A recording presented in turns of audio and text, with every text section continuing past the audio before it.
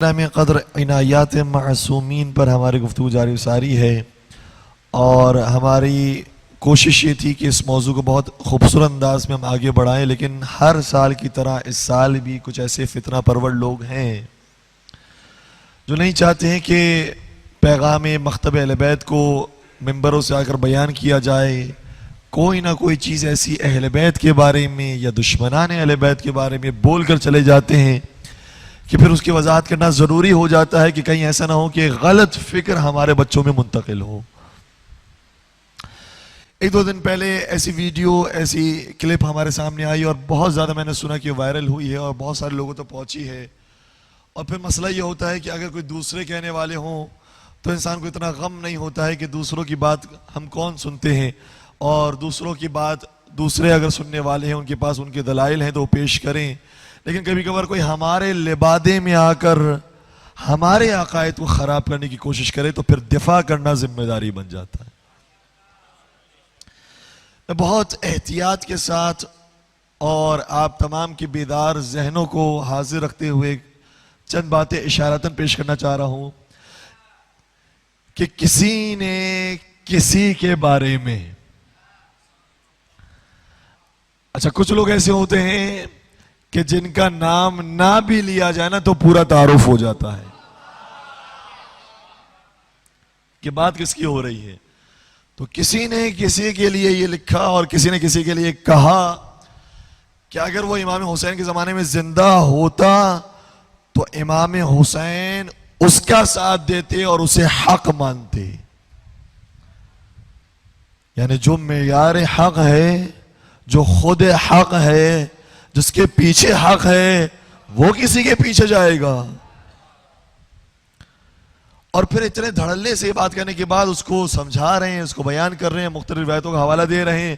دیکھو بھائی، روایتیں اس وقت مانی جاتی ہے جب وہ قرآن کے مطابق ہو، ورنہ تو کسی کہنے والے نے یہ روایت بھی پیش کی تھی اور یہ بھی روایت موجود ہے، اور یاد رکھیے گا روایتوں کے اندر اتنی سچائی اور اتنی جھوٹی چیزیں مکس ہو گئی ہیں۔ اگر صرف روایتیں جھوٹی ہوتی تو ہمارے لیے کام آسان ہوتا، لیکن سچی اور جھوٹی روایتیں اتنی مکس ہو چکی ہیں کہ باقاعدہ اس کے لیے ایک علم موجود ہے، علم حدیث کا علم، حدیث شناسی کا علم، اور محدثین موجود ہیں جو فیصلہ کرتے ہیں کہ کون سی روایت صحیح ہے اور کون سی ضعیف۔ اور دیکھیں کمال کی بات یہ ہے کہ مولا کائنات کی جو فضائل کی روایتیں ہیں وہ بہت ساری مستند نہیں ہیں، بہت ساری سلسلہ سند کے ساتھ نہیں ہیں، بہت ساری راویوں کے ساتھ نہیں ہیں، لیکن جو حدیث شناس لوگ ہیں وہ جانتے ہیں کہ اگر علی کی فضیلت میں کوئی بات آئی ہے تو وہ یقیناً صحیح ہوگی۔ اور یہ میں بات بیان نہیں کر رہا اپنی جانب سے، بلکہ امام احمد ابن حنبل کا جملہ آپ کی خدمت میں ہدیہ کر رہا ہوں۔ وہ یہ فرماتے ہیں کہ ما رویہ لأحد من اصحاب محمد من الفضائل الصحہ ما رویہ لعلی بن ابی طالب۔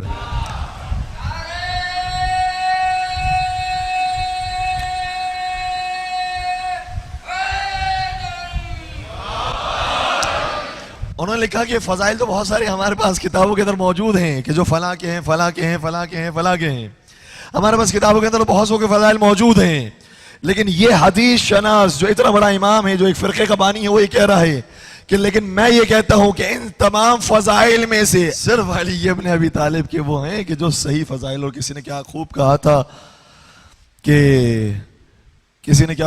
تھا کہ گواہ مدینے کی گلی گلی ہے، گواہ مدینے کی گلی گلی ہے، جدھر بھی دیکھو علی علی ہے۔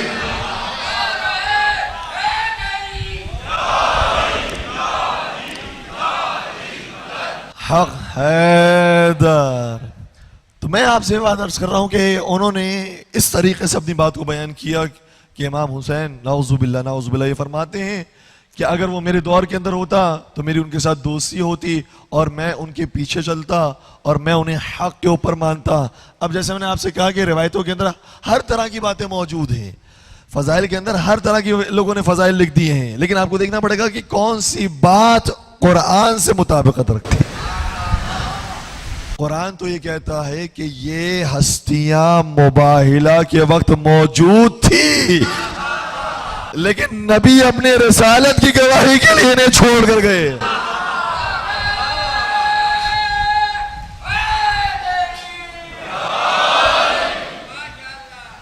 کیسے ممکن ہو سکتا ہے کہ مولا حسین کے جو گواہ بن کر گئے ہیں، جو حقیقت میں صدیق بن کر گئے ہیں، جو حقیقت میں جھوٹوں کے اوپر لعنت بھیجنے کے لیے گئے ہیں، وہ کسی کی پیروی کریں، وہ کسی کے نقش قدم پر چلیں، تو روایتیں مختلف انداز سے موجود ہوتی ہیں. اسی طریقے سے کچھ عرصہ پہلے ایک روایت بڑی مشہور ہوئی تھی اور اس کو بھی بہت سارے علماء کرام نے جواب دیا، اور جواب دینا چاہیے کہ یہ روایت بھی امام حسین کے بارے میں کسی نے گھڑ لی کہ امام حسین علیہ السلام نعوذ باللہ عمر سعد کے سامنے آئے یا شمر کے سامنے آئے اور انہوں نے کہا کہ میری بہت زیادہ قربانیاں ہو چکی ہیں، میرے بچے قربان ہو گئے، میرے انصار قربان ہو گئے، اب مجھے ایک گھٹ کوئی پانی پلا دو اور میں یزید کی نعوذ باللہ من ذالک، میں یزید کی بیعت کرنے کے لیے تیار ہوں. تو گھڑنے والوں نے تو ہر طرح کی باتیں گھڑی ہوئی ہیں. سمجھنا کیسے ہوگا؟ توجہ رکھیے گا، سمجھنا کیسے ہوگا؟ وہ حسین جو مدینہ سے لے کر کربلا تک یزید کی بیعت کا انکار کر رہے ہیں، کربلا میں روز عاشور اپنے اکبر کو بھیج دیا، اپنے قاسم کو بھیج دیا، اپنے اونا محمد کو بھیج دیا، اپنے حبیب، اپنے مسلم، اپنے بریر، اپنے تمام اصحاب اور انصار کو بھیج دیا، ساری قربانیاں دینے کے بعد آخری موقع پر وہ حسین جو اب تک بیعت کا انکار کر رہے تھے اب بیعت کے لیے راضی ہو جائیں گے؟ سمجھ میں آنے والی بات ہے. نعوذ باللہ نعوذ باللہ. تو روایتوں میں تو ساری باتیں کہ ہر طرح کی قسم کی باتیں گھڑی گئی ہیں. یہ تو حدیث شناس کو سمجھنا پڑے گا کہ کون سی بات قرآن کے مطابق ہے، کون سی بات تاریخ کے مطابق ہے اور کون سی بات ممکن ہے. تو انہوں نے یہ بات بیان کر دی اور مجھے نہیں معلوم کہ اس شخصیت سے انہیں اتنی محبت کیوں ہے. مجھے نہیں لگتا کہ آپ تک یہ کلپ پہنچی یا نہیں پہنچی، مجھے نہیں معلوم کہ آپ تک یہ بات پہنچی یا نہیں پہنچی. جن تک پہنچی وہ جواب سمجھ جائیں گے، جن تک نہیں پہنچی وہ انشاءاللہ بعد میں دیکھیں گے. اگر پہنچ گئی تو میرے یہ ویڈیو آپ تک پہنچ جائے گی اور یہ ویڈیو میں جواب بھی موجود ہوگا.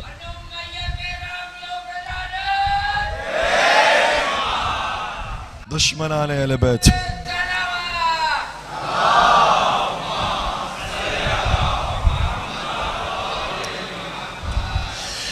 تو انہوں نے یہ بیان کیا کہ ان کے اندر، اب توجہ رکھیے گا، میں بہت خلاصتاً بیان کر رہا ہوں، بہت نازک موضوع ہے، بہت احتیاط کے ساتھ بیان کر رہا ہوں. انہوں نے بیان کیا کہ ان صاحب کے اندر بہت سی نیکیاں تھی اور ہمیں ان کی اچھائیوں کو تلاش کرنا چاہیے، ہمیں ان کی نیکیوں کو دیکھنا چاہیے کہ انہیں کس کی صحبت ملی ہے، کس کے ساتھ رشتہ داری موجود تھی، کتنے عرصے تک وہ ان کے ساتھ تھے. تو جو خوبیاں ہیں وہ بیان کرنی چاہیے. دیکھیں آپ کو یہ بات بہت بظاہر بہت اچھی لگے گی اور یاد رکھیے گا کہ یہی دین اسلام بھی ہے کہ کوئی کتنا ہی برا انسان ہو آپ اس کے اندر سے اچھائیاں تلاش کریں. یہ ہمارا بھی عقیدہ ہے، لیکن آدھی بات نہ کریں. جب بات آدھی اور ناقص بیان کی جاتی ہے تو پھر مشکلات پیدا ہوتی ہیں. کوئی بھی انسان ہو کتنی برائیاں اس کے اندر پائی جاتی ہیں. حضرت عیسیٰ علیہ السلام کا واقعہ موجود ہے کہ حواریوں کے ساتھ تھے، ایک نجس جانور کو، کتے کو دیکھا کہ وہ مرا وہ موجود ہے. حواریوں نے اپنی ناک پکڑی، اپنا منہ بنائے اور جانے لگے تو حضرت عیسیٰ علیہ السلام نے انہیں درس دیا کہ چاہے وہ نجس جانور ہے، کتا ہے، لیکن اس کے اندر دیکھو کہ اس کے دانت کتنے سفید ہیں، کتنے چمکدار اس کے دانت ہیں. بظاہر خراب نظر آنے والی چیزوں میں سے بھی اپنے لیے اچھائیاں تلاش کریں. اور یہ درس کس لیے دیا گیا ہے کہ اگر انسان کی زندگی کے اندر مشکلات آتی ہیں، پریشانیاں آتی ہیں، آفتیں آتی ہیں، بلائیں آتی ہیں، بہت مشکلات، بہت مختلف قسم کی پریشانیاں آ جاتی ہیں، تو انسان پریشانیوں کو نہ دیکھے، خدا نے جو نعمتیں دی ہیں اسے دیکھے. ٹھیک ہے؟ اب اگر کوئی اس سے یہ نتیجہ نکالے، اب توجہ رکھیے گا، اگر کوئی اس سے یہ نتیجہ نکالے کہ شیطان کو میں برا کیوں کہوں، اس سے تو اتنے سال عبادت کی ہے خدا کی.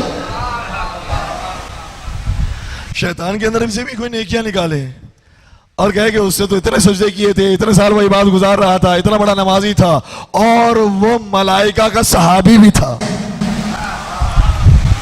بات پہنچ رہی ہے تو گھبرا تو نہیں رہے ہیں، بات پہنچ رہی ہے. میں جتنے الفاظ کو آپ کے ذہنوں کو قریب کرنے کے لیے سما کر سکتا تھا میں نے کر دی ہے. ٹھیک ہے؟ اور پھر یہاں تک کہ ملائکہ کے صحبت اختیار کرتے کرتے وہ معلم الملائکہ بن گیا، اتنا بڑا درجہ حاصل ہو گیا. ہم کہیں سبحان اللہ، شیطان کا کیا کہنا. یہ ہمارے بچوں کے لیے بڑا رول ماڈل ہے. ہمارے بچوں کو چاہیے کہ شیطان جیسی عبادتیں کریں، کیونکہ عبادت تو اس سے سیکھنی چاہیے. اتنا سجدہ گزار ہے، اتنی عبادت کرنے والا، اتنی نمازیں پڑھنے والا ہے. ہمارے بچوں کو چاہیے کہ اگر نمازیں سیکھنی ہو، عبادت سیکھنی ہو تو شیطان کو اپنا رول ماڈل بنائے. بنائے گا کوئی؟ بھائی جتنے بھی اس کی نیکیاں رہی ہوں آخر میں اگر اس نے حکم خدا کی مخالفت کر دی تو لعنتی ہو گیا. ہمیں نہیں معلوم کہ کون کتنا نمازی ہے, کون کتنا پرہیزگار ہے, کون کتنا بڑا مسلمان ہے, لیکن اگر آخر میں اس نے رسول یا آل رسول کی مخالفت کر دی وہ لعنتی ہو گیا.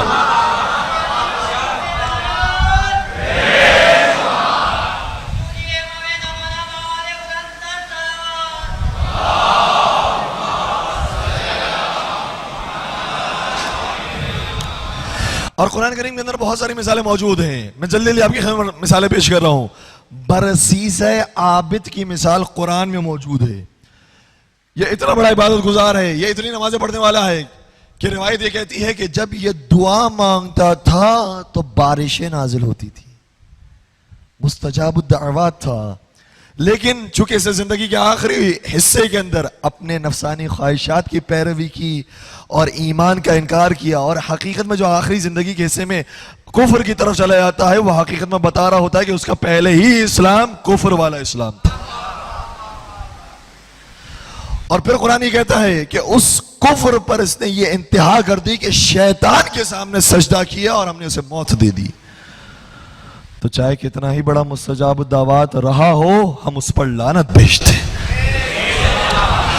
بلعام باور دوسری مثال موجود ہے, بہت بڑا عابد, بہت بڑا سجدہ گزار, لیکن وہ بھی زندگی کے آخری حصے میں کافر ہو گیا, خدا کی عبادت سے اپنے چہرے کو پھیر لیا تو خدا نے اسے بھی رجیم بنا دیا, اسے بھی جہنمی بنا دیا.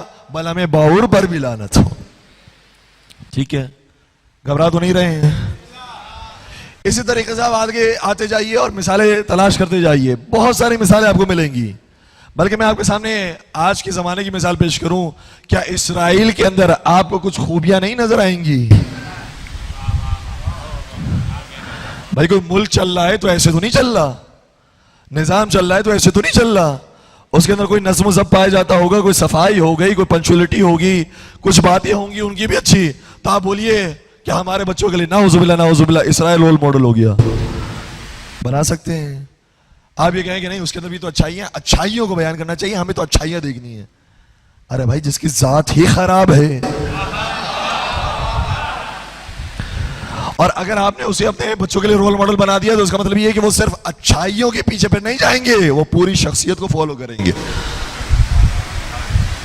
اور پھر آگے آ جائیے, ہمارے سامنے ایک بہترین مثال موجود ہے کہ ساری زندگی جس نے نمازیں پڑھی ہوں, عبادتیں کی ہوں, سجدے کی ہوں, سب کچھ کیا ہو, یہاں تک کہ وہ عبادتوں کی معراج پر پہنچ گیا ہو, زہاد کے اندر, عباد کے اندر اس کا شمار ہوتا ہو, لیکن زندگی کے آخری حصے میں وہ ابن ملجم بن کر قاتل مولا علی بنا ہے تو اس پر لعنت.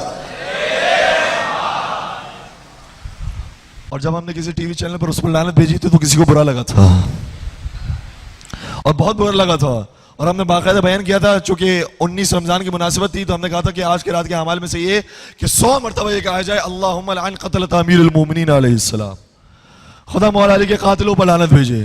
تو انہوں نے کہا کہ رک جائیے, ہم لعنت وانت کی بات نہیں کرتے, ہم تو پیار بانٹنے والے لوگ ہیں. تو اب جواب سنیے گا, ہم بھی پیار بانٹنے والے لوگ ہیں, ہم کون سا فساد پھیلانے والے لوگ ہیں, لیکن ہم ایسا پیار بانٹتے ہیں جیسا قرآن نے سکھایا ہے, جو خدا نے سکھایا ہے, رسول نے سکھایا ہے, ہم ویسا پیار بانٹنے والے لوگ ہیں. قرآن یہ کہتا ہے اگر بسم اللہ پڑھنا ہو تو اس سے پہلے اعوذ باللہ من الشیطان الرجیم پڑھا. ہمیں قرآن سکھا رہا ہے. اور وہ مسلمان جو سبھی جاتے ہیں حج پر اور جاتے ہیں طواف کعبہ انجام دیتے ہیں, تو ایک عمارت وہ ہے کہ جس کو جھکتے ہیں, جس کا طواف کرتے ہیں, ایک دوسری عمارت وہ ہے کہ جس کو کنکر بھی مارتے ہیں.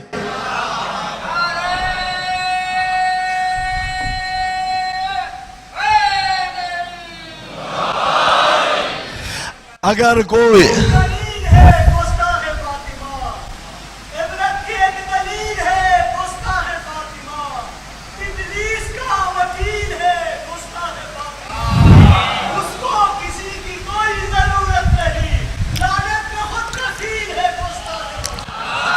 کیا بات ہے, سبحان اللہ سبحان اللہ. اب مجھ سے بھی ایک شعر سنتے جائیے. کسی نے کیا خوب کہا کہ پوچھو یزید سے تیرا راج کہاں ہے, پوچھو یزید سے تیرا راج کہاں ہے، وہ خون سے آلود تیرا تاج کہاں ہے؟ زندہ ہے حسین ابن علی، زندہ ہے، لعنت کے سوا ذکر تیرا آج کہاں ہے؟ زندہ باد، زندہ باد، زندہ باد، مردہ آباد۔ تو سمجھ رہے ہیں اسی طریقے سے کچھ لوگوں نے پوری زندگی گزاری ہے اس طریقے سے، لیکن آخر میں اگر انہوں نے ایسا کام کر دیا ہے کہ جس کے بعد ان کی ساری زندگی برباد ہو گئی، تو قرآن یہ کہہ رہا ہے کہ ان کے اوپر لعنت بھیجو، قرآن یہ کہہ رہا ہے کہ ان سے تبرہ کرو، قرآن یہ کہہ رہا ہے کہ ان کو کنکر مارو، قرآن یہ کہہ رہا ہے کہ ان سے پرہیز کرو، قرآن یہ کہہ رہا ہے کہ ان سے برات کا اظہار کرو، تو ہم پھر میٹھی میٹھی باتیں نہیں کریں گے، اتنے ہی میٹھے بنیں گے جتنا قرآن کہہ رہا ہے۔ قرآن نے سورہ کافرون بھی موجود ہے تو سورہ منافقون بھی موجود ہے، اور مزے کی بات یہ ہے کہ جب سورہ کافرون آیا ہے تو چھوٹا آیا ہے کیونکہ کافر جلدی پہچان میں آ جاتے ہیں، منافقین کی جب پہچان بیان کرنے کی وقت آیا تو کافرون سے بڑا سورہ آیا ہے۔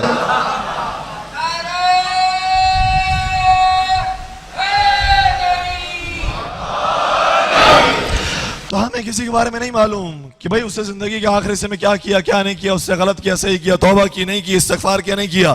کبھی کبھار لوگ یہ بھی کہتے ہیں کہ بھئی زندگی کے آخر حصے میں توبہ کر لیا، ہمیں کیا پتا، صحیح بات ہے، ہمیں کیا پتا، لیکن ہمارے لیے اگر حجت ہے تو یا خدا حجت ہے، یا مصطفیٰ حجت ہے، یا علی، حسن، حسین اور فاطمہ زہرا حجت ہے۔